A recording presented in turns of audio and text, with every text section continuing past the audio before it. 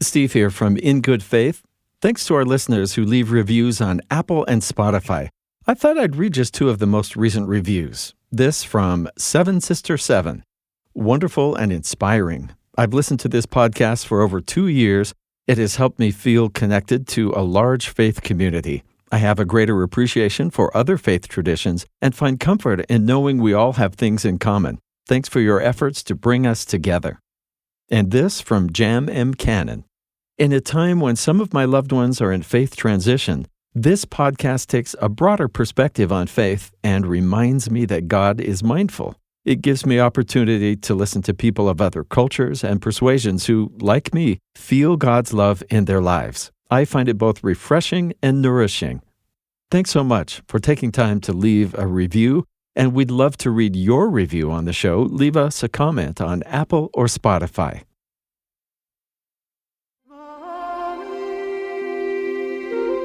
Welcome to In Good Faith. Every year at the end of the year, we like to look back, and it's really hard to say a best of because we have had over 100 different guests on this year, and we could pull fabulous quotes from all of them.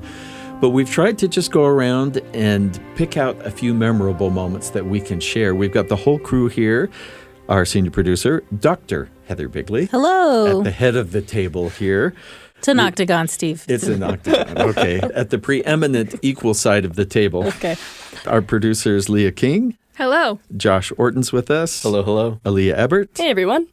Also, James Sturdivant. Hello. Let's get started with the whole idea of In Good Faith, of course, is hearing about people's faith journeys and how they see God working in their lives. But this comes out in so many different ways. And let's just jump right in with one of our guests. And Aaliyah, your name starts with an A, so here we go, like grade school. We'll start with you. Talk about one of the guests you picked and set up this quote for us. I picked a quote from Justin Brierley, who was episode 231.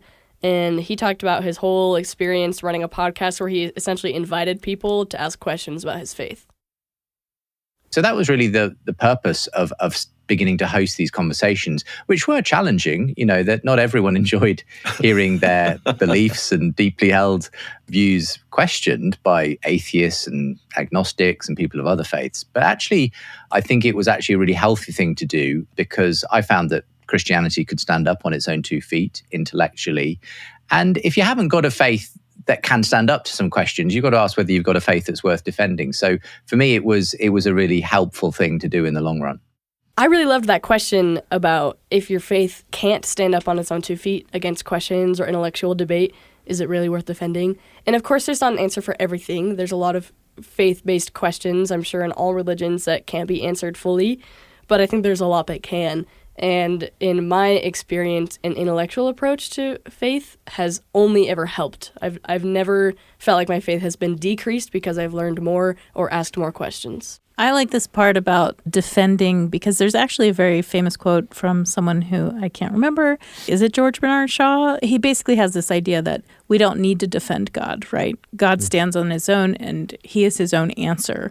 And I've always taken comfort in that.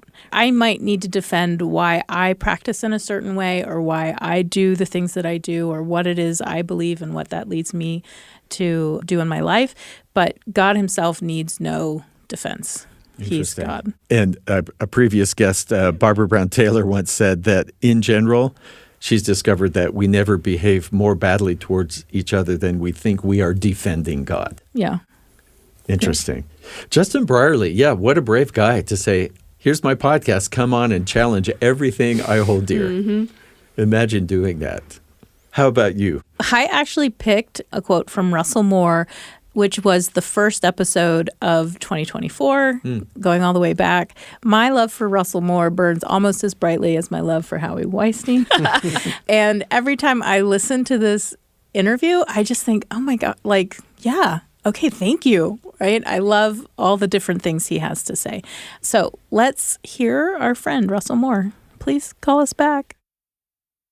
If they see people for whom the faith is itself the first thing, and that everything else comes after that, rather than the faith being a means to prop up something else. And I think that's one of the really disillusioning things that we see right now is kind of a grouping of people who would be together no matter what, and who are at odds with people they would be at odds with no matter what. That causes people to wonder, is this just that? Yeah, I haven't heard it put that way. And we'd be together anyway, but because we're together, we're also here in this same church. Right. And I think that's one of the things that I see very different in both the ministry of Jesus and in the life of the early church in the book of Acts, for instance, is that you have this shaking up and putting together of people who may have had nothing else in common except for the following of Jesus, and it created quite a bit of disruption throughout the early church era, but it also created a kind of power and witness to what's really true and what's really important, what really matters. So, of course, he's talking about, as an educator working in universities, what does he see as a challenge for young people? We know that young people are leaving institutional religion at a high rate, and his point is not that it's religion that's driving people away. It's the cultural interpretation of those religions, making people feel disaffected and disillusioned with the places where they grew up. And I don't think that's a thing that's just happening to 20-year-olds. That's happening to people my age and older, deciding, are we really living the teachings of Jesus, or are we just a social club that's kind of cool to hang out with? I think we need both. We definitely need social clubs. And it's great when your church family can be a real family in that way for you, but that shouldn't be the only purpose it serves. Yeah, I think when I was a kid, I felt like everyone that was at my church were all best friends. And growing up, I recognized that's not the case at all.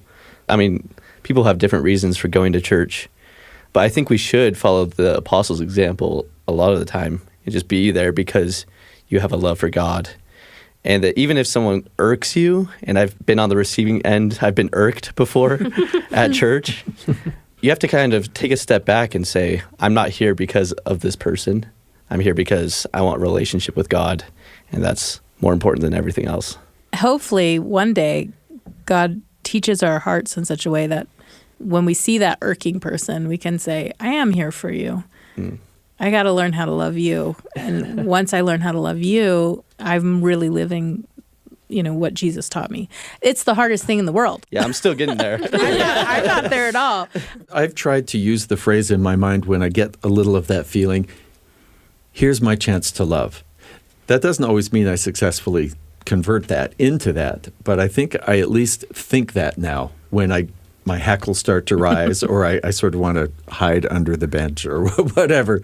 I think here's your chance to love. Then I've got a choice to make. I was thinking a similar thing because I remember, as a missionary, trying to tell people, why they should come to church. Your natural instinct is to try and, sell them on it almost. Oh, you're going to come to church. You're going to feel the Spirit. You're going to feel all this love. It's a great community. It's just going to be this happy, amazing time the whole time.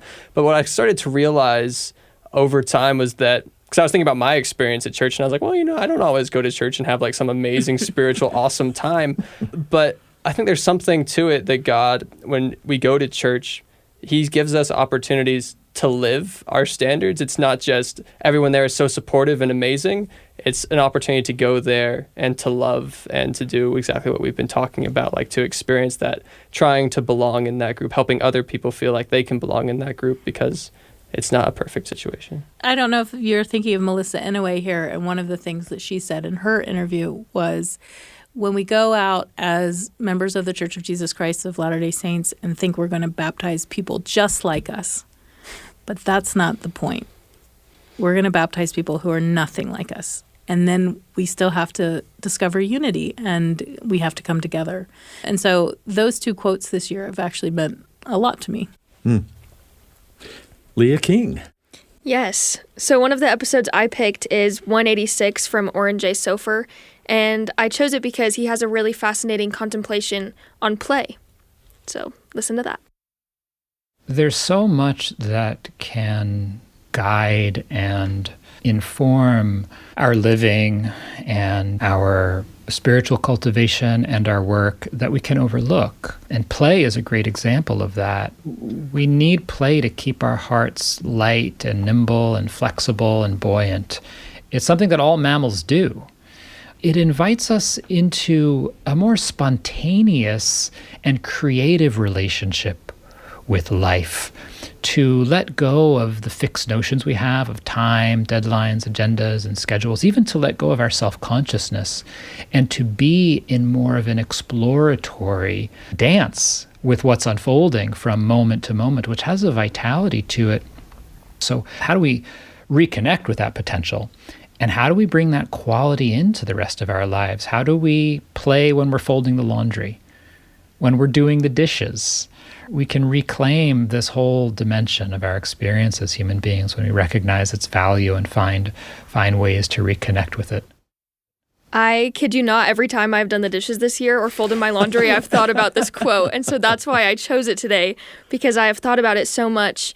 I've never thought about incorporating play in doing the dishes or doing my laundry before, but I think it's something that's very Christ-like, and Christ told his disciples to become like little children, and what better way can we do that than learning how to reincorporate play and spontaneity and creativity into our lives? And I like how that might apply to spirituality, too, that it can't all be solemn, long-faced. We've got to laugh at ourselves, at least, and maybe with others about their own foibles. Great. I can do better with my dishes. Oh, good. Actually, hearing that reminded me of Danny Lee this year, who was talking about contemplation. Yeah. And she uses dishes as the place where she wants or needs to use that time to be contemplative. That's such a hard word to say. So this idea of we have these tasks in our life that are mundane and that cause us like boredom, or we avoid them or whatever. But in fact, if we go towards them and embrace them and use them consciously in our present, either as play or a place to meditate, we can just make our lives better in these really small ways. So one way my life is better because of In Good Faith is I think I have learned to actually anticipate and almost run towards when I find someone who knows something I don't know or knows something in a different way. And I find myself very comfortable in other places of worship and with people of other faiths because it's like, wow, here is my chance. But somebody who made me think differently about my own faith, about Christianity in general, was James Early, who I met at a podcast convention. We had this little meetup afterwards for people who did faith and spirituality podcasts.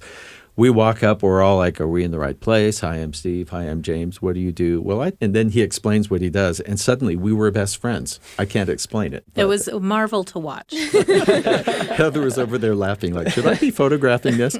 So one of the things I loved is James Early's desire to get back past culture and layers we put on any religion to what's actually at the core. So let's hear what he has to say. James Early in episode 205. I think that over the last 2,000 years, we have added things to what Jesus has said. We have neglected some things that he has said. And for me, I want to get back to what Jesus actually told us, how he wants us to live, how he wants us to think, how he wants us to love people. Too often in the Christian world, the greater Christian world, we decide whether someone's a Christian or not by what their doctrine is. And yet Jesus said, the tree is known by its fruit. The tree is known by, how you love each other. I think the church as a whole pivoted in the wrong direction, especially when the church became institutionalized under Constantine. It became, this is what we believe, and there's nothing in, say, like the Nicene Creed about how we are supposed to behave. There's nothing in there about prayer, about repentance, about asking for forgiveness, about loving your neighbor as yourself or loving God with all your heart and helping the poor and helping those who need you. That's what Jesus said marks the true Christian. Over time, I've just realized I just want to get back to what Jesus said. What does he want me to do with my life? I love that. Yeah. And because I've seen that. People are worried about sometimes, are they really Christians? And they'll pick a denomination. The Mormons. Maybe mine. Yeah. Anyway, just that a tree is known by its fruit.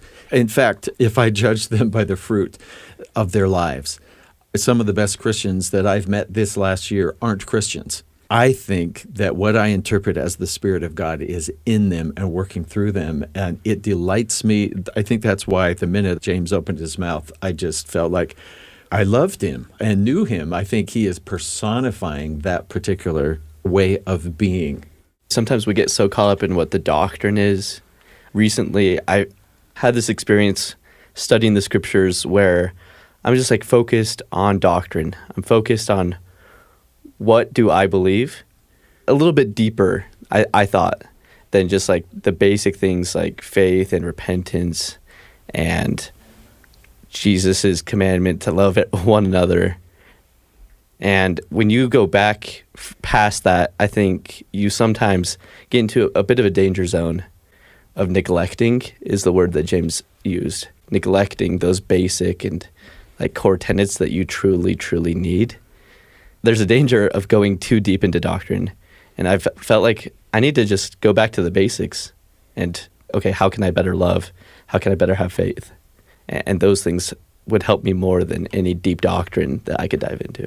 I love that. I also, because I'm myself, and then I want to play devil's advocate every time someone talks, I'm like, yes, but also doctrine is one of those things that kind of lights your brain on fire, right? When you recognize it and it's good and you're like, oh, yeah, this gives me a vision of who I am in relationship to God. This gives me a vision of what's possible in this life. I tend to think that when James is talking about we focus too much on doctrine, I think what he's saying is we're focusing on those doctrines that say, my little team is right here, and your little team is over there, and you're not allowed in our little team because we believe this, right? And instead of focusing on otherizing others and making them feel like they don't belong, let's focus on the practices that bring people in to the great tent of Zion, and let's focus on the doctrines that like light our brains on fire and teach us who we can be. James, how about you? The quote that I wanted to start out with is kind of going along the same lines of what we've just been talking about. How wonderful. It comes from Kathleen Messina, who was talking to us about the work that she does, right, in the Harris County, like in the prisons in Houston, and ministering to the people there. And I want to listen to that quote. And I remember one year, early on in the lectionary cycle, Matthew 25 had come up. And so as I'm reflecting on that, I said, definitely we can see Christ the King in the poor, the hungry, the naked, but I don't know so much about those in jail. I'd actually written that. And so God has a really funny sense of humor and said, come see me there too. Exactly. It's kind of like what you were just saying, Heather. Like a lot of times we want to build our teams. And even if it's a more altruistic or extensive team than just my family, just my church, just the people that believe in my faith, there are still sometimes barriers that we build to the people that we're willing to love. Or even sometimes the problem when we focus on doctrine is that sometimes doctrine can make us feel like it's okay to not love everybody, or that there's a certain group of people that fall so far into a different category that they just don't count in the same way. But that exactly when we start feeling that, if we really start to believe that, I feel like less so than it being a validation, it's an invitation from God, or God telling you like, well, if you're so focused, if you're so obsessed with this group of people, maybe you should actually pay attention to them and learn about them and try to love them instead of just othering them, which applies to, I think Kathleen makes this point in her episode, not just religion, but everything. Well, and God having sense of humor that she wrote that, and now she works Right. in a prison. It's like, here, I'll just show you. God knows what we need to be truly joyful. So be careful what you write down. Yeah. I've had the experience of when I think I know who people are. Mm-hmm. Oh, I know what you're going to say. I know what you believe. And I know why I'm better than that. And then I've had God show me how much those people are such good people and humble me in that way. Like, it's a scripture. You don't know their hearts like I know their hearts. And I think that has been something that can bring you closer to that person after you get rid of all the shame of having had the experience of being taught in that way. Mm-hmm. But yeah, I think we walk in and say, I know how you'll be judged. Ouch. But I know that that's in my heart, and it's something that I struggle with. And to have God say to me, actually, this is how I judge that person. Definitely. I think in my own personal experience, there's nothing quite like the friendship that you have with somebody who you really used to like dislike. Like there's something really special, like really strong about those kind of relationships that maybe started out, you're just like, I just really despise this person. Are you talking about former mission companions? Is this what this is? I've had a lot of friends in my lifetime. I'm thinking it's every rom-com I've ever seen. Yeah. Yeah, there's something special about it, you know. I mean, I have missionary companions where maybe that was the case, but I'm teasing. I will also say I've had other friends where that was the case too, where I really started out like not getting along with them and like rooting against them. But then when you kind of cross a point where you can start to root for them, I just think it's a really special thing. I'm just hoping James isn't talking about his coworkers. Yeah. Like, I hated working with this person, but now, but don't shrug. Neither confirms nor denies. What can I say? This is In Good Faith. It's our 2024 wrap-up and sort of review of some moments that really reached us. We'll be back with more in just a moment.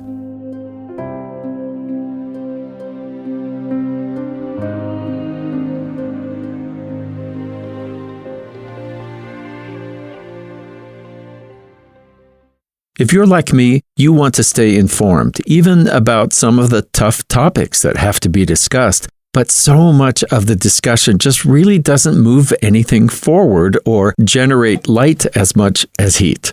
That's where Top of Mind comes in, a BYU original podcast. They understand how polarizing those kind of conversations can be, and they want to help us engage in that challenge while actually learning something. Their goal is developing empathy for others. Top of Mind can help you clarify your own views, become an effective advocate for the things you care about, and even challenge your way of thinking so you can become a better citizen, a kinder neighbor. Listen to Top of Mind now on the BYU Radio app or wherever you get your podcasts.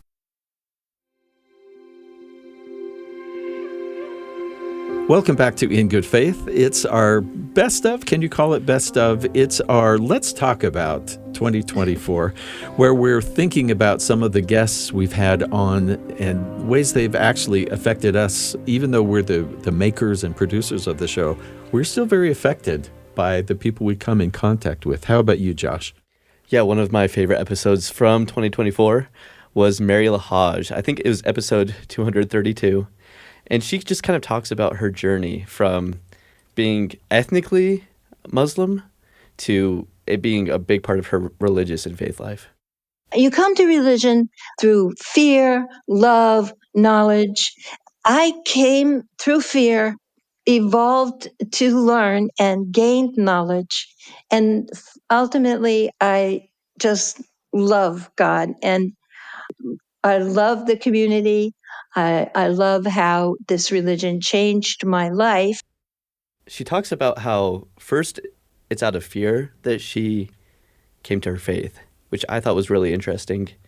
I used to have this kind of notion in my head that it matters how you come to believe a little bit.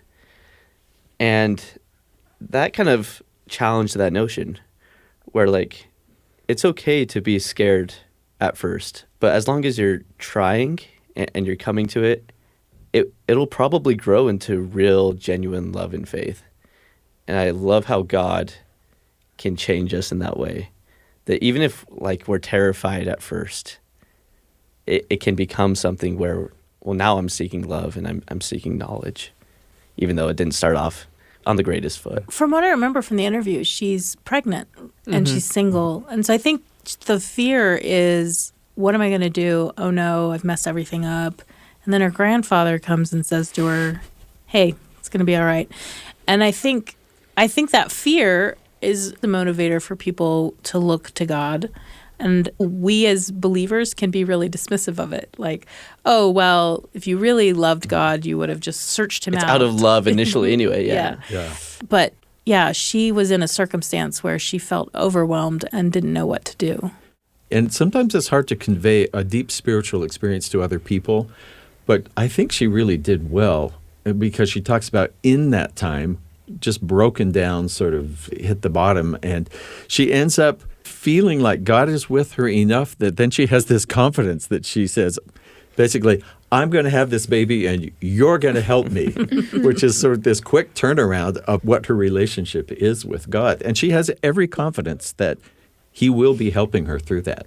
I also think it's very admirable that her whole family is Muslim, and for her, it wasn't really important. Really, like the faith aspect of it wasn't really important. She was about the culture, but not really the faith.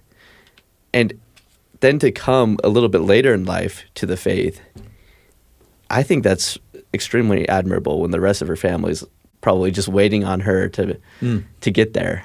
But she swallows her pride. She's humble, and she's able to love it. Thanks. We're back around the table to Aaliyah.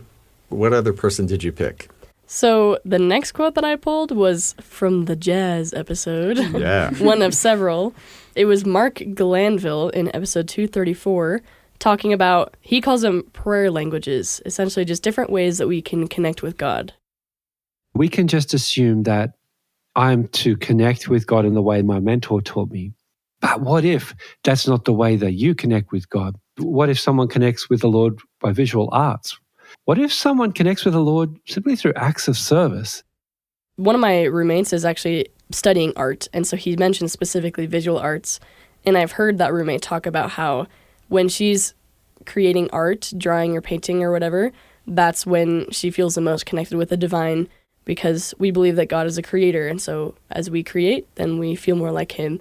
But everyone has something in their life, some individual prayer language, some way that they can connect with God that maybe other people don't. Yeah, which can make us feel a little bit better about if we see certain people receiving answers or guidance in certain ways and we think, I'm not getting that. Thus, I am bad. Or God doesn't love me or whatever. But to look around and see, what are the gifts that God gave me? And are those waiting to connect me to God if I use them, if I dive into those? I just want to put a plug in for our next episode that's going to drop on January 1st with Joshua Meyer, who's going to talk about art, Visual art. as a language and connecting to God. So look out for that, you guys. Also, to give a shout out to a recent episode, it kind of aligns with what I think Mark Gerson and Rabbi Erica were talking about. They have a quote. I think Mark said, like, the reason that God says he's like the God of Abraham and the God of Isaac and the God of Jacob is because God is the God of everybody and he connects with them in a different way. Like, I think Mark even said, like, some people really connect with God through prayer. He's like, I don't. Like, someone else's way does not have to be your way. That's why God is the God of, he could be the God of Josh or Steve or Leah or whoever, right? Because he has a special way of connecting with everyone. I like that. My next one is Susan Murphy, who's actually a friend of Steve's that he brought in to talk to us about how she struggles with God in prayer, which I actually found really helpful. Said, okay, God, I'm going to pray every day to you, and I'm going to address you as to the God who allows 30,000 children to die of hunger today. And that's how I started my prayer. Not publicly, but just my private prayer. Finally, at the end of that, of several months, I said, okay, now, so tell me where you are. And the thought came into my head, Susan, tell me where you are. Mm-hmm. And I thought, oh, dadgummit, he told me that it's up to me. He put it into me. He said, I'm his hands, I'm his feet, I've got money, I can feed the poor. He put it on me. In other words, it's the human race. I created the human race, and you have to do something about it. This idea that she is a sassy little Southern woman saying to God, you are the God who lets 30,000 children die. I found it so reassuring. I'm the type of person, we were just talking about prayer and connecting with God through prayer. I'm the type of person who feels very much, you should pray, you should pray, you should pray. And then when I pray, I'm like, well, hello, what do you got? And I'm so afraid to find out what he's got. I'm so afraid for so many reasons. And the fact that she is just like, I know who you are, God, and I'm going to talk to you the way I would talk to someone else in my life. And that he's real to her and that they have a relationship. I really admire that, and I'm looking for it. So earlier, Josh, who said you might have people in your congregation who irk you or whatever, she's really miffed at God. Yeah. and she's okay with like saying so and poking him in the elbow. Yeah. So there'd been some sort of relationship built up. And then she was really frustrated about. And I just love that she knows God can handle it. Well, let me just say, for me, one of the most important things of working on In Good Faith is having people come in to our interviews again and again and saying, hey, God can handle you. God can handle your anger and your sorrow and your grief because he's God. And you don't have to be afraid of hurting his feelings. And that to me has been just mind-blowingly helpful. Can I just add that Dadgummit was the best Dadgummit ever? It was sincere and spoken with a lifetime of practice. That's what I aspire to. How about you, Leah? Yeah, my second interview is from Jules Olson in episode 222. And this was one of my favorite episodes from the year. A great interview, but also just the recording experience was really powerful. We were sitting in Studio 6, and I was just crying listening to this woman talk, and I was struggling to cry silently so I wouldn't be picked up on the microphone. Being a chaplain has changed me so much. Yes, I'm more aware of spiritual things. I'm more open to them. I love hearing from people that have different faith traditions explain to me in their words what's going on. They're saying, oh, and this and this. And I'm like, oh, they're saying the exact same thing I think and feel, just in their words. I'm less judgmental and more accepting. Things aren't black and white. Like when I was younger, I thought, it's this or this. No. There's so much gray and so much good in every person and every home. I just feel so honored. Yeah, I love this quote, and I think it hits on a lot of points that we've made already today. Just that everyone is a child of God and everyone deserves our love. She talks later in the interview about how after these people pass away, she talks to them in their kitchen and she thanks them for spending time with her and for helping her see the light of Christ even more. And I think it's just such a beautiful message.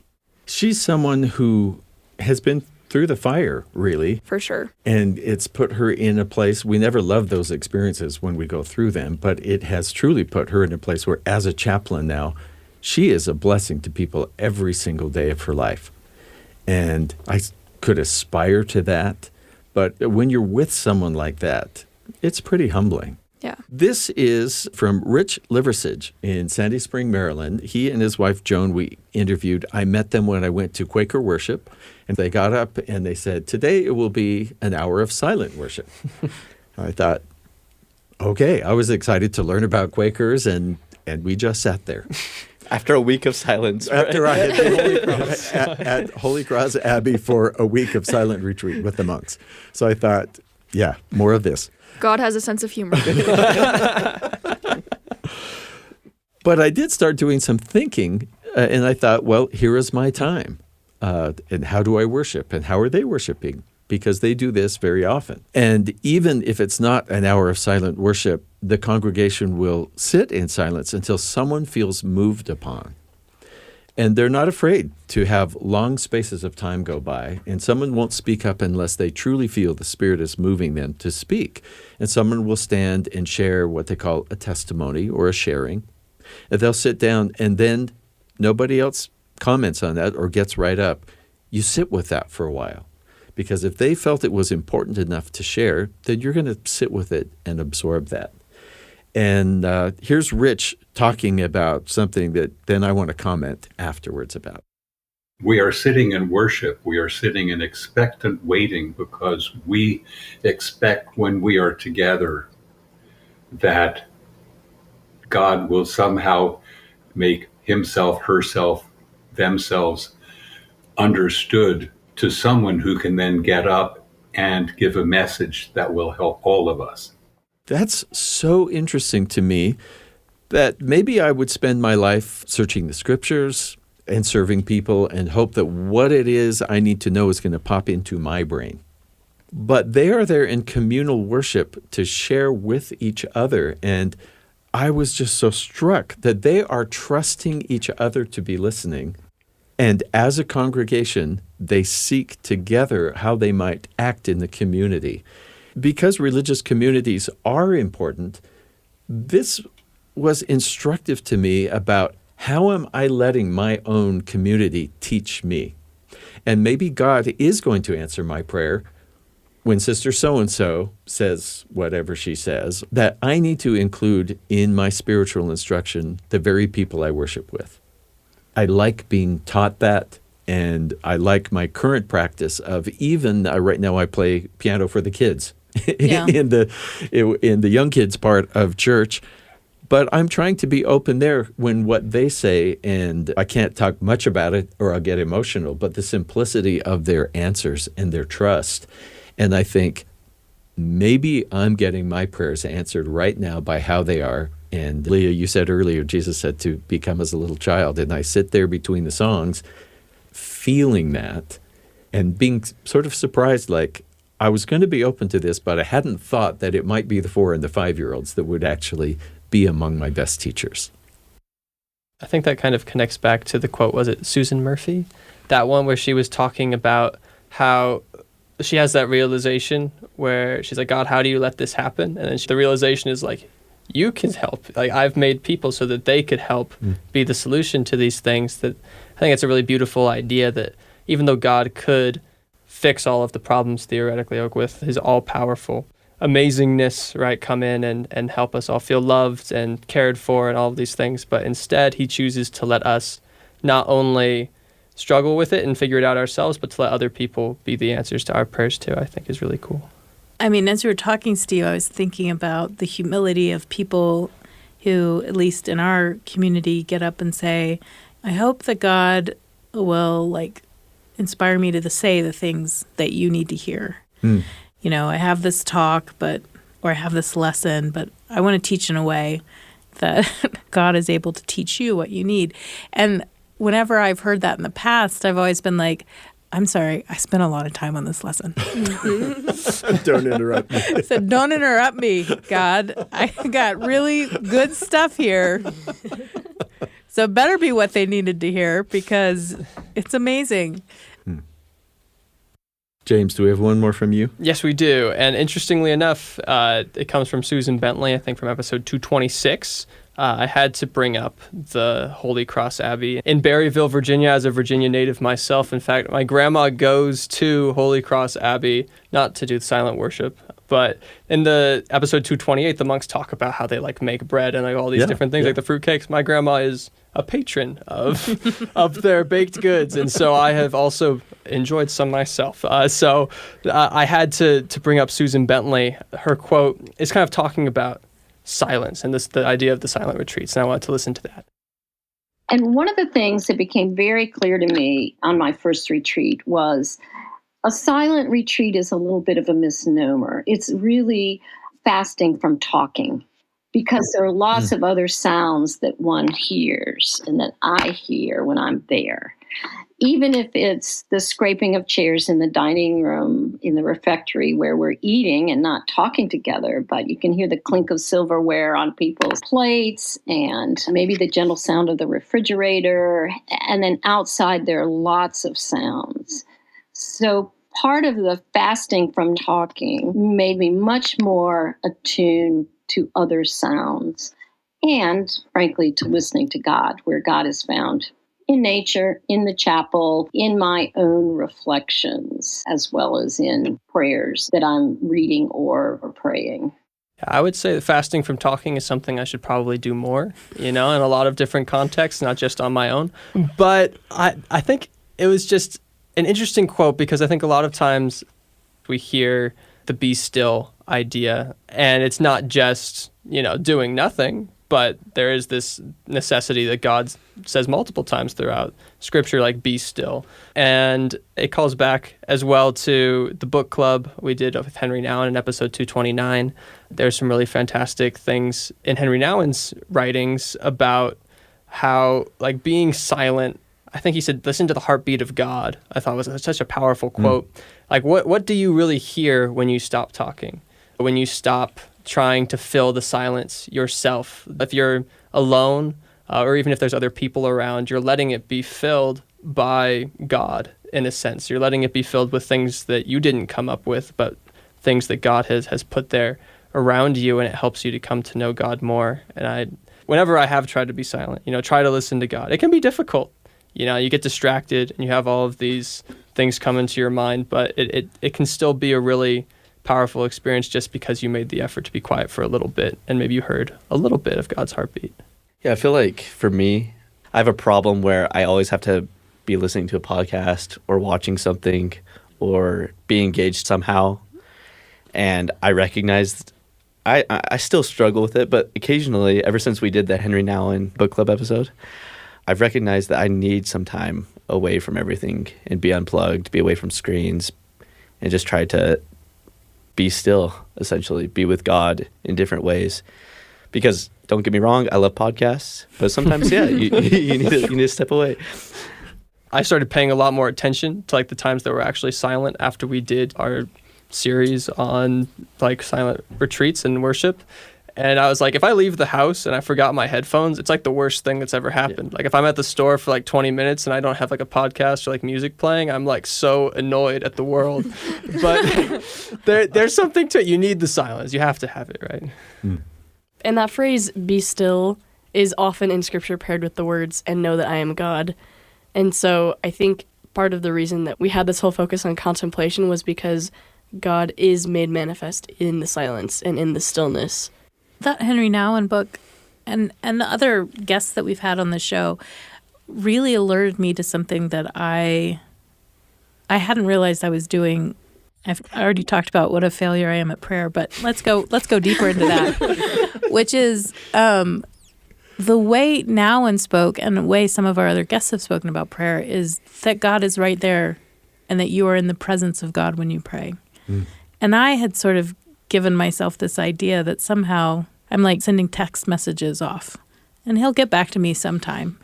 But this idea that you literally, when you pray or when you're still or when you meditate, that God is right there with you, I'd never thought of before. It was a new concept and frightening for me, as these things tend to be.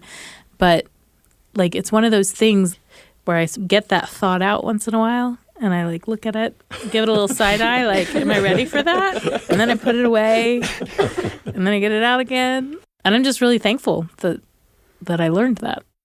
I have tried that in my meditation since reading that book. I usually have 10 minutes of just being silent and breathing and a few other things that I'm trying to do. But I have spent the last few minutes, I actually set it up so that a little bell rings 3 minutes before. And that's my moment to try and just know that I am in the presence of God. And Nouwen in that book says that the voice of God will come to us from inside us. That's really interesting to me. I mean, we hear about a still small voice or whispers to our hearts, to our minds. I love that. It's really interesting to challenge or be open to new understandings. I somehow think we get the idea that we learn what's what and then we just sort of head through life because we know what's what. Yeah. We're really never there. Or if we think we are, God will give us an experience to let us know. You're listening to In Good Faith. We'll be back with more in just a moment.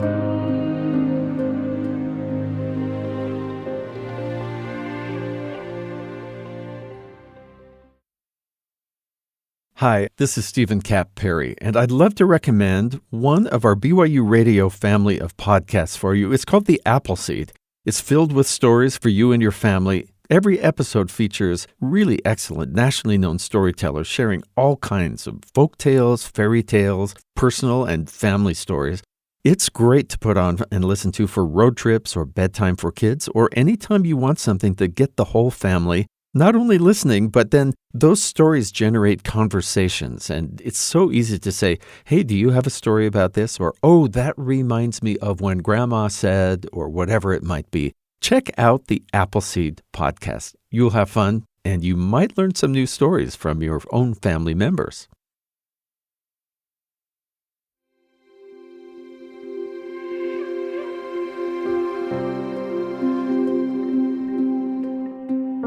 Welcome back to In Good Faith. I'm Stephen Kapp Perry, host of the show, and we're sitting here with our production team talking about some moments that really taught or reached each of us from 2024. Josh, I think you're up next. Yeah.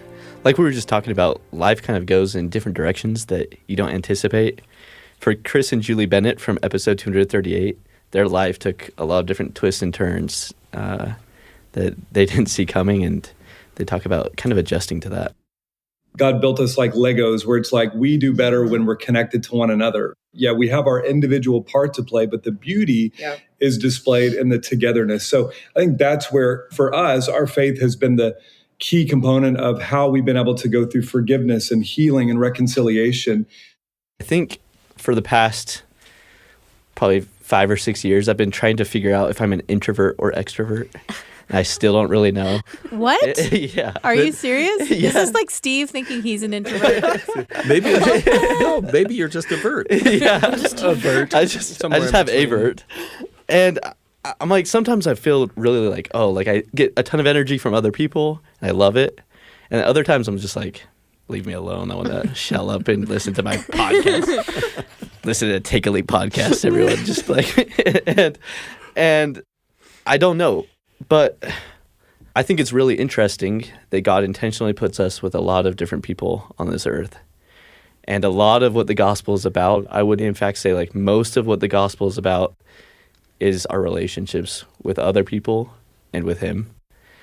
And we need those other people. And sometimes other people, as God designed them, are imperfect and they make mistakes. And sometimes they betray you or they do something to really, really hurt you. And the gospel is, and relying on Jesus is all about learning from that and growing from that. And I think the Bennetts, their story is really incredible. They dealt with betrayal. They dealt with trying to overcome cancer and all of these different hurdles that God threw their way. But at the end of it, they were stronger because of those experiences, and their relationships with each other and with those around them kind of grew as well. So one of the things that I've heard a couple times this year in interviews that's been repeated is how in the Hebrew Bible, and perhaps even including the New Testament, the one commandment that actually gets repeated again and again is to care for the foreigner and to care for the stranger. And so this idea that our relationships with each other are key to how we live the gospel and how we understand the gospel, I think our ancient texts are telling us that again and again. Especially in an election year. Yeah. Right. No, what? This year's been really interesting for me in a couple of ways. One was for one of our book club episodes, which we do once a quarter. We had Ravi Gupta come to us, and we actually... I read the whole book. Yep. We all did, Heather. There was a certain amount of pride in having read the entire Bhagavad Gita.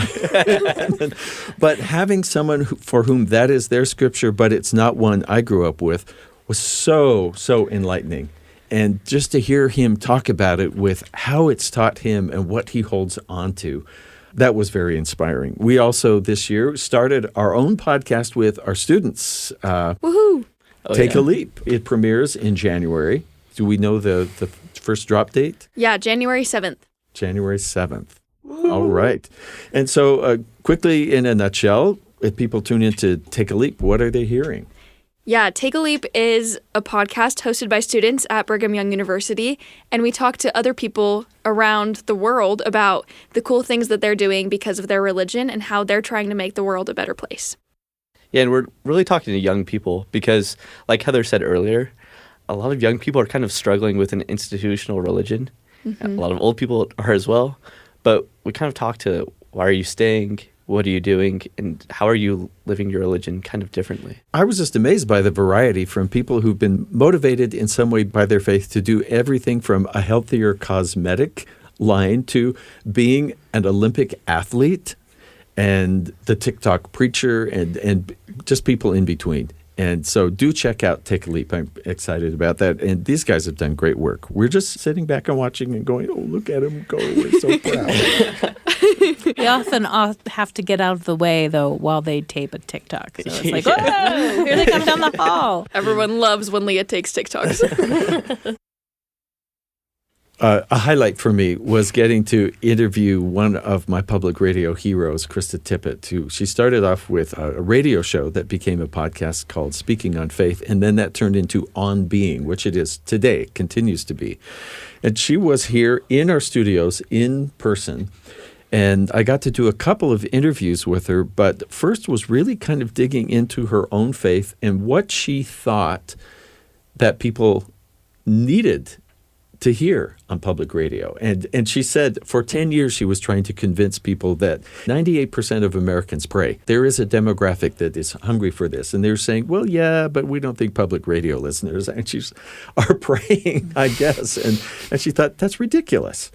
And then it becomes a very popular show. And I thought it was really interesting when I asked her, how do you pick your guests? Because they weren't the famous pastors or priests or whatever denomination. In fact, very rarely were they those people. And she talked about what she thought her task was.